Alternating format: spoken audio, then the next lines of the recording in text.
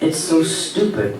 But when I was standing over there, suddenly the little light came on, and then it flickered. And I thought, maybe that's shorting everything out, so I shut the light off, because it was on all the time. Maybe that's been interfering. I don't know, but I was just standing there, and suddenly it came on. I don't know. And then it flickered. What So light is that? the little light, the little black light that's sitting on there that you turn on. So when it came on and started to flicker, I turned it off. So maybe that's fixed it. No, that's totally, I'm sure you're right. Sounds Yeah. good to me. You saw the light. I saw the light, baby. Hallelujah.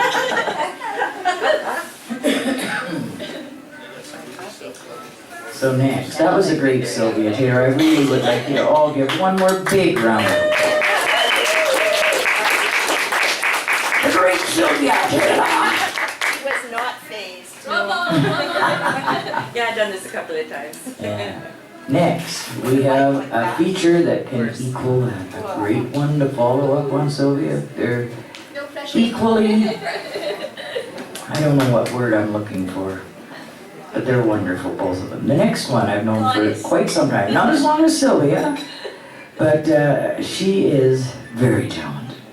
She is talented in both letters and rhythm and words. She's an associate professor of fine arts at Simon Fraser University. She's a wonderful poet, and she is a great interpretive dancer. She can do it all. I imagine she probably plays a musical instrument too, but she's hidden that from me thus far. But no, Celeste's got it all. Celeste Snowber, please come to the stage. Please welcome her.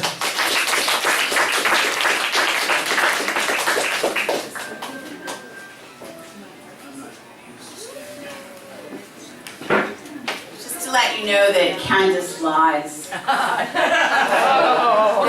don't have it all. And yes, I used to always say, I'm basically just a mother on the edge. I can't find my keys. And yes, and I do dance, but I'm getting a knee replacement in a month, so I'm terrified, and I'm going to put my tea down. Thank you, Sylvia. Wonderful, luscious, delicious poetry. It's just a thrill to be here, and to be here with these wonderful, with all of you and these wonderful women. I can't believe we're all born in the same week. That's pretty wild. Our mothers were doing something at the same time. It's spring fever, Celeste. Yes, spring fever. Yeah. So I always feel like I'm actually a fake poet, because I don't have one of these books with all of the poetry in one book. I basically write poetry and subversively put it out there, since I'm also an academic, in all these journals and chapters and books that you're not supposed to do, but I get away with it anyways, because we do poetic inquiry and arts-based research. And I'm actually not a professor of fine arts. I'm in the Faculty of Education in the arts, but I have to say that just because there's all that hierarchy, and I don't want to get in trouble, and then the police will be after me.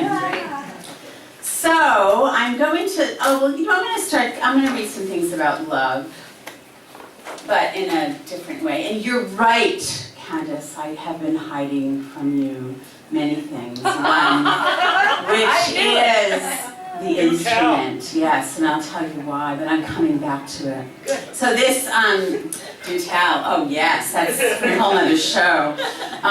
So this poem is called Flute Love. He said, "Don't play your flute as if you're making love to it. My lips and breath hovering over the aperture as if an extension of my loins.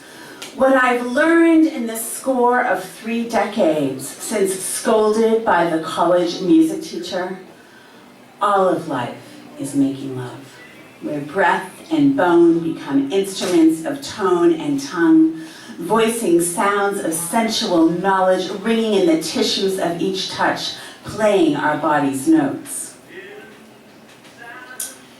The next poem is called Body Opera. Since I have an opera son, opera's coming into my poems. Hums of murmurs under the breath, morning birds on a queen-size bed, you and I, glistening to each other's heart flesh opening, to each delicious stroke of bursting, love pre-dawn song, Here is our body opera. Quite a few years ago, I went to this amazing poetry retreat in the Canyon de Chelly in Arizona with John Fox, who does poetic medicine. We camped on Navajo land for a week and wrote poetry. It was really amazing, and this poem comes out of this. It's called Flesh Marks. You have marks all over your skin, gradation of pigment, of burnt sienna, burnt umber, terracotta, clay, lavender, stretch marks on stone, beauty squared, infinite tongues of light. We don't often treasure our own marks as yours, scars, birthmarks, wrinkles of age, but you, Canyon, teach us to honor the marks on our flesh, for they too are shaped from climbing into life, and here too is a place to behold.